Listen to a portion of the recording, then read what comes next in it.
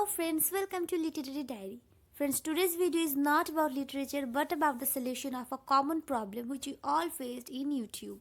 So now you are thinking that what problem I'm saying about. So I'm saying about the problem of the blurry vision or the unreadable vision while watching something on YouTube or Hotstar or this type of applications. So when we upload some SD files, that is also seems fuzzy or unreadable. Now the question is that how to fix this problem, right? So here's the solution of your problem. Now just open the YouTube, go for the video of your wish. Here I am taking my video. Now see that this video is just unreadable. So now you have to do one thing, just hit this icon and you will find some options. Just click the option of quality and increase the video quality. So this may take a while. Now see the magic.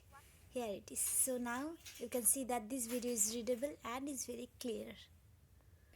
So hope you like this video, friends. So if you like this video, please hit the like button, share it to your friends, and don't forget to subscribe Literary Diary. So bye bye. See you in the next session.